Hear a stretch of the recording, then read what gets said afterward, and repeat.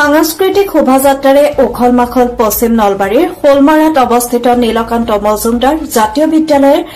৩১তম বাৰ্ষিক বঁটা বিতৰণী সভা আৰু অধিৱেশন নলবাৰী জিলাৰ শোলমাৰাত অৱস্থিত নীলকান্ত মজুমদাৰ জাতীয় বিদ্যালয়ত ৪দিনীয়া কাৰ্যসূচীৰে আৰম্ভ হয় বাৰ্ষিক সপ্তাহ উক্ত কাৰ্যসূচী ৰাতিপুৱা পতাকা আৰু সাংস্কৃতিক শোভাযাত্ৰাৰে আৰম্ভ হয় প্ৰধান শিক্ষক যতীন বৰ্মনে জনোৱা অনুসৰি পতাকা উত্তোলন শ্বহীদ তৰ্পণ সাংস্কৃতিক শোভাযাত্ৰা চিত্ৰাংকন প্ৰতিযোগিতাৰে কাৰ্যসূচী পালন কৰা হয়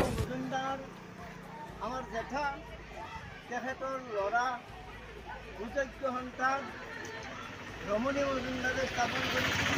যেতিয়া আমি ইয়াত জড়িত আছিলোঁ কিন্তু বৰ্তমান তেওঁৰ কামৰ অসুবিধাৰ কাৰণে তেওঁ বিদ্যালয়খন আনক গতাই দিছে আৰু এই বিদ্যালয়খনত আজি মই আনহাতে খেল ধেমালি প্ৰতিযোগিতা কুইজ প্ৰতিযোগিতা সংগীত আৰু নৃত্য প্ৰতিযোগিতাকে ধৰি ভেকচন প্ৰতিযোগিতা আৰু মুকলি অধিৱেশন অনুষ্ঠিত হয় আমাৰ বিদ্যালয়ৰ পৰা যোৱা ছাত্ৰ যেতিয়া ডাক্তৰ হ'ব ইঞ্জিনিয়াৰ হ'ব উকিল হ'ব সভাত মুখ্য অতিথি হিচাপে উপস্থিত থাকে বি আৰ আম্বেদকাৰ বঁটা প্ৰাপক অৰ্চনা দেৱী নিৰ্দিষ্ট বক্তা হিচাপে উপস্থিত থাকে ক্ষেত্ৰী ধৰ্মপুৰ মহাবিদ্যালয়ৰ অসমীয়া বিভাগৰ প্ৰবক্তা ৰাজীৱ দত্ত উপমেন্দ্ৰ যি ঠাইৰ পৰা মাত লগাইছে তাত পৰি আছে আৰু ওচৰত এডাল আসন গছ আছে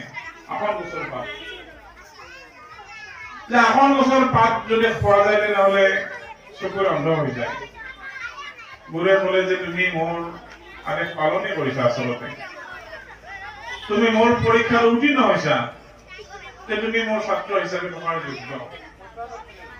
আন এজন শিষ্য আৰুণিক আৰুণিকক পঠালে পথাৰলৈ এনেকুৱা বাৰিষা কালত মানে খেতিৰ কাম কৰিবলৈ আৰুণিকে গৈ পথাৰৰ আলিবিলাক দি আছে যাতে পানী মানে আৰু তাৰিখটো খুব ভালদৰে মনত আছে মোৰ আৰু সুদীৰ্ঘ এটা দশকৰ পিছত এইখন বিদ্যালয়ে পুনৰ মোক মাতি আচলতে মোকেই ধন্য কৰিছে যিয়ে নহওক কি কম কি নকম নাজানো ভাষণৰ পিছত হলে কিন্তু ভাল তাৰমানে ভজনৰ আগত আৰু ভাষণৰ পিছত এই দুটা বৰ ভাল কথা তাৰমানে ভাষণৰ পিছত হলে বেছি ক'বলগীয়া নাথাকে আৰু ভজনৰ আগত হলে ভাল বস্তু খাব পাৰি কিন্তু আজি মোৰ আগতেই পৰিল আচলতে এতিয়া বয়স হৈছে নহয় ভাষণ দিয়াৰ বৰ বেছি ভাষণ দিবও নাজানা হৈছো যিয়ে নহওক তথাপিও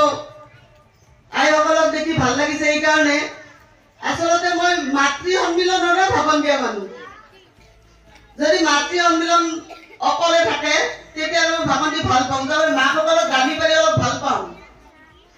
এতিয়া ছাত্ৰ ছাত্ৰীৰ আগত মাকসকল আছে যদিও পশ্চিম নলবাৰীৰ পৰা staff reporter Lakheswar Sarma report বাৰ্তা লাইভ।